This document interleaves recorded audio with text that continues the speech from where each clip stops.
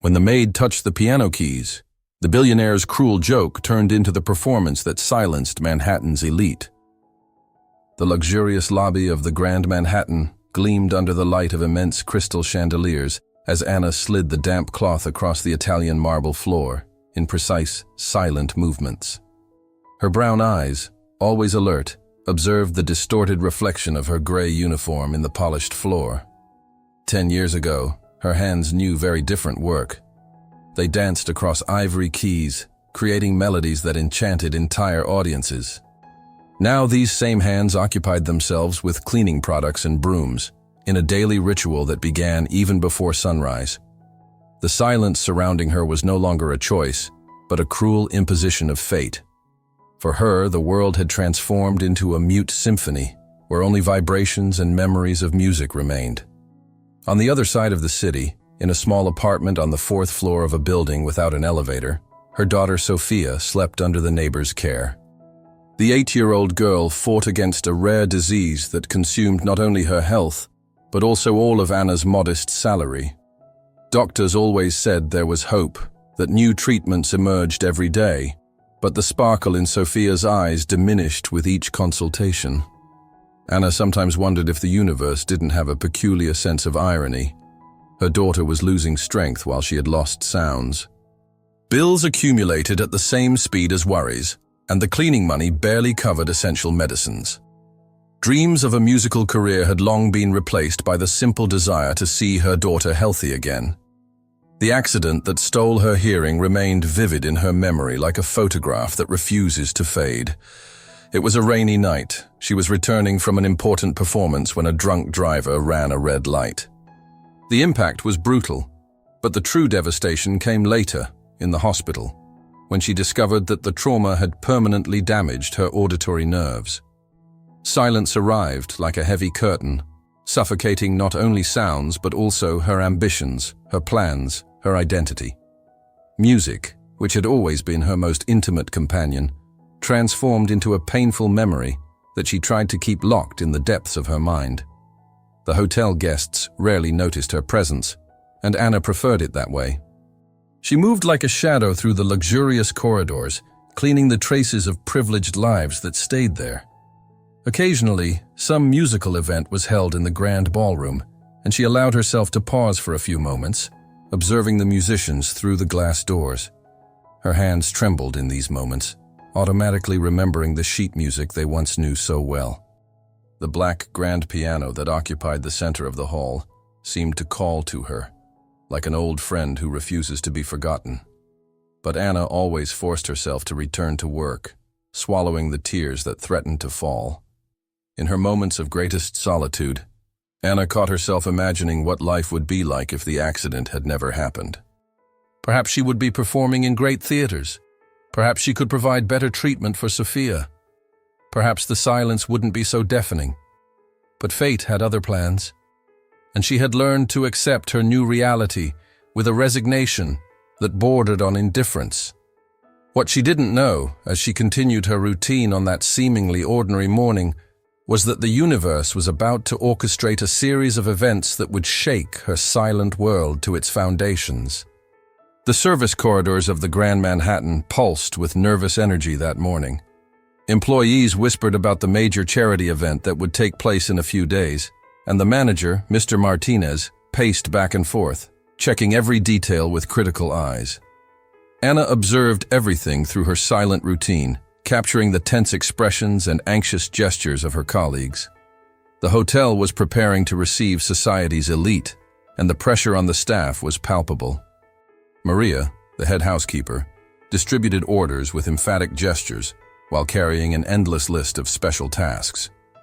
Among the older employees, stories about past events circulated like warnings. Cases of dismissals for small errors, absurd demands from important guests, and Mr. Martinez's infamous perfectionism were recurring themes in backstage conversations. Anna absorbed everything through lip reading, a skill she had perfected after the accident. Her hands continued their methodical work, but her mind registered every new detail about the approaching event. The hotel walls seemed to vibrate with growing expectation, as if the building itself knew something extraordinary was about to happen. The ballroom was being transformed into a setting worthy of a modern fairy tale. Crystals, rare flowers, and fine fabrics arrived in a constant flow, each item more luxurious than the last. Anna noticed that the grand piano was being tuned, a process she once could follow note by note, but now could only observe through the tuner's precise movements. Her hands tingled with the physical memory of touching those keys, a sensation she tried to push away by concentrating on polishing the golden mirrors that adorned the hall's walls. During her lunch break, sitting alone in a corner of the service area, Anna found an abandoned newspaper with a headline that made her heart race. The photo showed Viktor Petrov, the renowned conductor who had judged her last competition before the accident. The article announced his special participation in the charity event, and for a moment, panic threatened to overwhelm her. Viktor was one of the few people who could recognize her composition, who could connect the silent cleaning lady to the promising musician who had disappeared a decade ago. Her hands trembled slightly as she folded the newspaper, trying to bury the memories that insisted on resurfacing along with it. The afternoon passed in a blur of frantic activities, with Mr. Martinez personally supervising the arrival of the first floral arrangements. Anna focused on her tasks, but couldn't help noticing the worried looks exchanged between more experienced staff members. Something in the air suggested this wouldn't be a common event, even by the Grand Manhattan standards. The piano in the main hall seemed to call to her every time she passed, like an invisible magnet pulling her soul toward a past she struggled to forget. However, as the sun set over the city, no one in the hotel could predict that the real storm was yet to come, personified in a man whose name was already circulating through the corridors like a dark omen. Richard Thompson's arrival at the Grand Manhattan was like thunder on a clear day. The billionaire, known for his sharp tongue and explosive temper, crossed the lobby as if he owned it, leaving a trail of impossible demands and nervous employees in his wake. His imposing presence, in an impeccable Italian suit, contrasted with his harsh behavior. Anna, who was discreetly cleaning the windows near reception, observed as he humiliated a young porter for supposedly handling his luggage carelessly. Mr. Martinez rushed to appease the situation, bowing in apologies while beads of sweat shined on his forehead. The following days transformed into an endurance test for the entire hotel staff.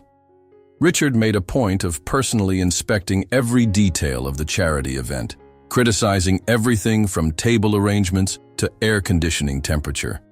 His demands grew by the hour, and his impatience with employees bordered on cruelty.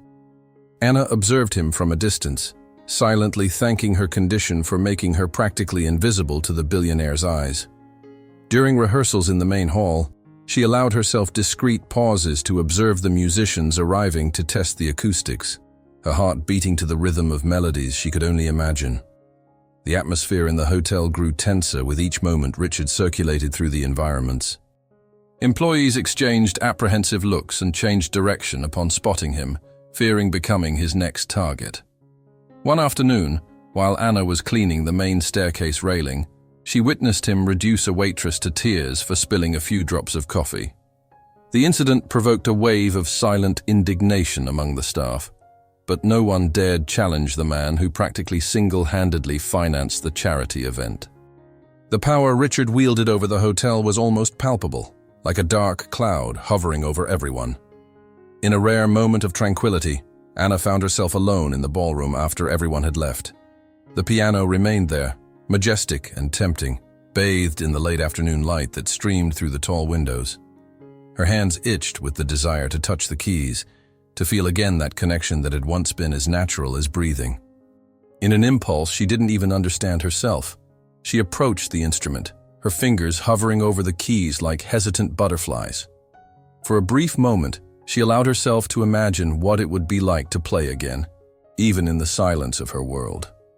The moment of contemplation was brutally interrupted by a presence she felt before seeing. Richard Thompson stood at the hall's door, observing her with an expression that mixed contempt and cruel amusement. His lips moved in words she didn't need to hear to understand the malice behind them. Anna's heart raced and she quickly moved away from the piano, returning to her role as an invisible employee. But something had changed in that instant. A spark of defiance lit in her eyes, a small flame that not even she knew still existed. What would happen next would transform that spark into a fire that no one could control. The day of the charity event dawned with an electric energy in the air at the Grand Manhattan. Final preparations were happening at a frenzied pace, with flower arrangements being adjusted and crystal glasses aligned with millimetric precision. Anna arrived earlier than usual, her hands busy with the task of polishing every surface until it reflected the chandelier light like diamonds. Mr. Martinez seemed to be everywhere at once, his forehead glistening with sweat as he repeatedly checked his endless list. Richard Thompson's constant presence, circling like a vulture through the corridors, only intensified the tension hanging in the air. During the afternoon, Anna observed the orchestra musicians arriving for the final rehearsal. Their instruments were carried with reverential care, each case containing years of dedication and talent. Through the glass doors of the main hall, she watched as they positioned themselves, their movements precise and coordinated like a silent dance. The conductor hadn't arrived yet, but his absence was like a suspended note in the air, loaded with expectation. Anna felt her heart tighten as she watched the musicians preparing, memories of her own musical past threatening to emerge. Richard Thompson's first explosion that day happened when he discovered that the flowers at the center of the tables weren't exactly the shade of white he had specified.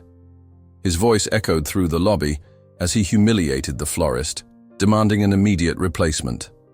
Anna, who was nearby cleaning mirrors, caught the moment when his eyes met her reflection. For a fleeting instant, something dark and calculating passed over the billionaire's face, like a predator spotting its next prey. She quickly looked away, but the unsettling sensation remained. As the afternoon progressed, the first guests began arriving for the cocktail hour that would precede the main event. Women in designer dresses and men in impeccable tuxedos filled the lobby with their imposing presence. Anna kept to the shadows, executing her tasks with studied discretion. It was during one of these moments that she noticed Richard Thompson whispering something to Mr. Martinez, while both looked in her direction. The manager seemed uncomfortable, shaking his head in denial, but the billionaire maintained a disturbing smile on his lips. The initial panic gave way to growing unease. During her break, Anna slipped into the main hall, now empty after rehearsal. The black grand piano remained there, majestic and lonely under the soft late afternoon light. Without realizing, she approached the instrument, her fingers lightly tracing the polished outline of the lid. Memories of her last performance before the accident flooded her mind like a relentless wave. It was in this moment of vulnerability that she felt a presence behind her, and upon turning, found herself face to face with Richard Thompson's cruel smile. What would happen in the next few minutes would be just the beginning of a night that no one at the Grand Manhattan would ever forget. The ballroom of the Grand Manhattan shone in its moment of glory. Hundreds of guests in formal attire circulated through the space, their jewels sparkling under the crystal chandeliers. Richard Thompson was the center of attention, moving between groups with the ease of someone accustomed to dominating any environment. Anna remained at her designated post, near one of the side entrances, observing the movement while waiting for any emergency cleaning needs. The contrast between her gray uniform and the party dresses was like an invisible line demarcating two distinct worlds.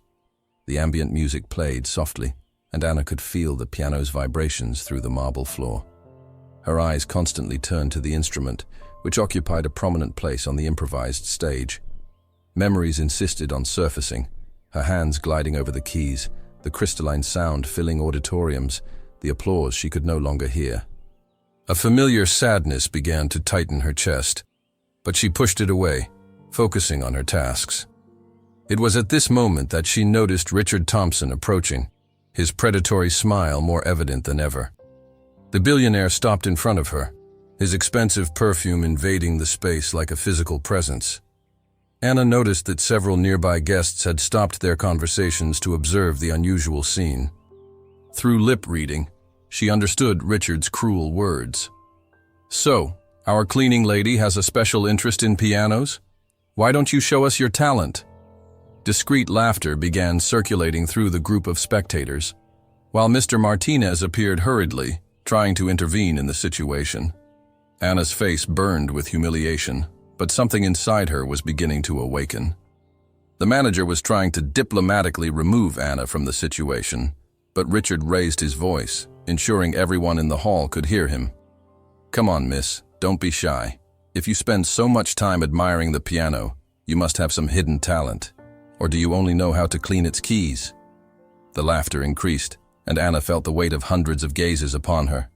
Her hands trembled, not from fear, but from an emotion long dormant. The piano seemed to call her, like an old friend offering comfort in a moment of need. Richard continued his show, provoking, instigating, unaware that he was about to awaken something much greater than his petty display of power. In a moment of absolute clarity, Anna raised her eyes and stared directly at Richard. The billionaire's smile faltered for an instant before the intensity of that gaze.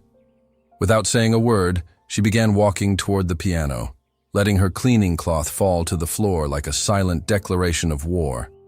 The entire hall seemed to hold its breath, and even Richard Thompson appeared momentarily disconcerted by the determination in her steps. Mr. Martinez, pale and nervous, just watched, unable to prevent what was about to happen. But no one in the hall could imagine that this moment of public humiliation was about to transform into one of the most memorable performances the Grand Manhattan had ever witnessed. Anna sat at the piano with a familiarity that surprised everyone. Her fingers hovered over the keys for a moment, trembling slightly, while the silence in the hall became almost palpable. The chandelier lights seemed focused on her, transforming her simple cleaning uniform into an improvised costume for what was about to happen. In her mind, 10 years of memories began unfolding like pages of a long-stored sheet music. The present moment mixed with memories of the past, audiences applauding, critics praising, dreams that seemed within reach. When her fingers finally touched the first notes, time seemed to freeze. Although she couldn't hear the melody, her body remembered every movement, every nuance of the music she had composed in another life. The piano's vibrations rose through her arms, reigniting long-forgotten sensations. Richard Thompson's mocking laughter had disappeared, replaced by an expression of astonishment that was mirrored on the faces of all present. The music flowed through her as if the last 10 years had never existed, as if the silence that surrounded her was just a bad dream from which she was finally awakening. As she played, flashes of the accident invaded her mind. The rain on that fateful night, the deafening sound of the collision, the despair upon realizing that her world of music had transformed into absolute silence. But now, paradoxically, it was this same silence that allowed her to focus completely on the movements, on muscle memory, on the pure expression of music through her hands. Tears began rolling down her face, but her fingers didn't hesitate, dancing over the keys with precision and passion that made clear her classical training. The entire hall was hypnotized. Waiters had stopped serving, conversations had ceased, even breathing seemed more contained. The music Anna produced wasn't just technically impressive, it carried raw emotion, a story of loss and resistance that touched each person present in a unique way. Richard Thompson, the man who minutes before had humiliated her, now was visibly disturbed, his face alternating between shame and admiration. Mr. Martinez watched the scene with teary eyes, finally understanding the true treasure that had been hidden among his employees. The last notes reverberated through the hall, like a final whisper of a story that needed to be told. Anna kept her hands on the keys for a moment, her eyes closed, absorbing every vibration of the instrument. The silence that followed was deafening, not the silence she was accustomed to, but a silence loaded with amazement and reverence. When she finally opened her eyes, she noticed someone had approached the piano. An older man, with graying hair and elegant posture, observed her with an expression of recognition that made her heart race. At that moment, as the first applause began to echo through the hall, no one could predict that the true revelation was yet to come. The gray-haired man who had approached the piano was Viktor Petrov, and his eyes shone with a mixture of emotion and recognition. The applause still echoed through the hall when he raised his hand, asking for silence. His voice, carrying a Russian accent, cut through the air with authority. "This composition. I know it very well." The attendees looked at each other, confused, while Anna remained motionless at the piano, her heart hammering against her chest. Victor continued. 10 years ago, this piece won first place in an international composition competition. But its composer mysteriously disappeared after an accident.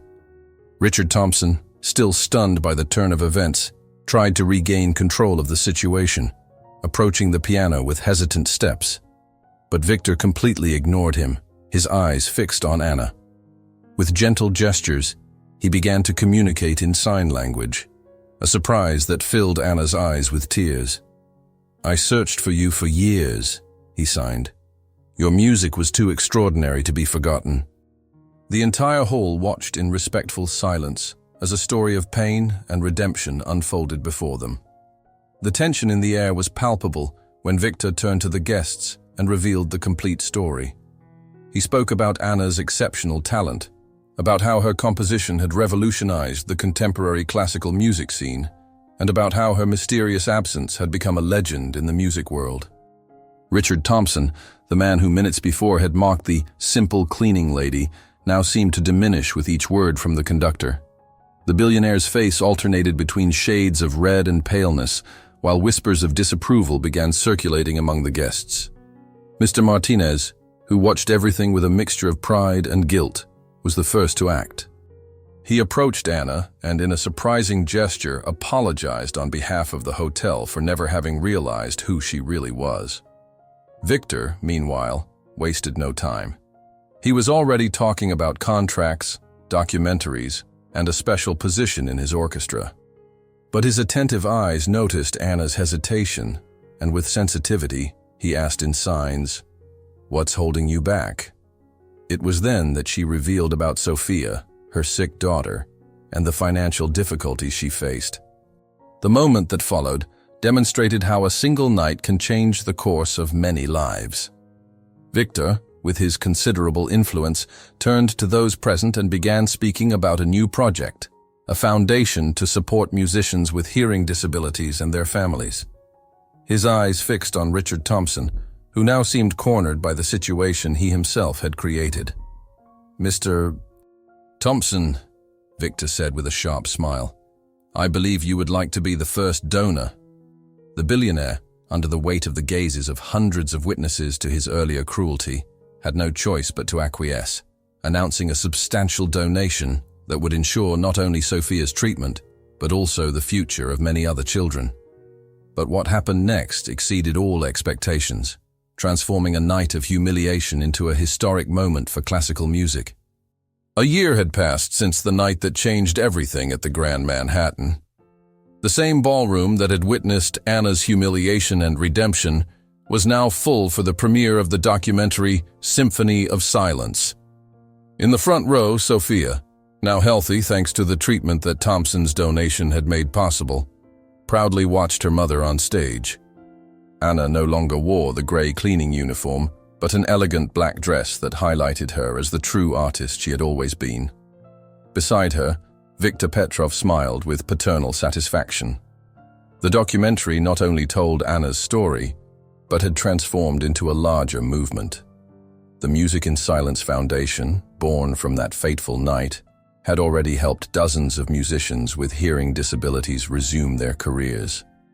Richard Thompson, although initially forced to contribute by social pressure, ended up becoming a fierce defender of the cause, perhaps as a form of redemption, perhaps for having genuinely learned something about humility. His transformation from antagonist to ally surprised everyone, especially when he made an entire wing of the Grand Manhattan available for music classes for deaf children. Mr. Martinez remained as hotel manager, but was now known for his inclusive hiring policy. The place that had once hidden an extraordinary talent in its shadows transformed into a symbol of inclusion and artistic discovery. The walls that once echoed humiliations now vibrated with music, played by artists who, like Anna, proved that art transcends all barriers. The black grand piano, silent witness to all the transformation, now occupied an even more special place in the hall. Anna divided her time between international performances and teaching music to deaf children. Her unique methodology, developed from her own experience, revolutionized the way music was taught to people with hearing disabilities. Sophia, inspired by her mother's journey, had begun learning piano, proving that musical talent ran in the family's veins. Anna's compositions, previously kept only in her memory, were now performed by orchestras around the world, touching hearts far beyond the reach of sound.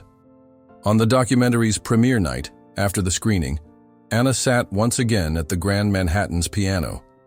Her hands, which a year before trembled with nervousness, now glided confidently over the keys. The same music that had revealed her identity now gained new contours, no longer as a cry of pain, but as a hymn of overcoming. And as she played, she felt the instrument's vibrations rise through her arms, reminding her that true music doesn't need to be heard to be felt. It resonates directly in the soul. And so, the silence that had once tried to imprison her music became the very source of her liberation.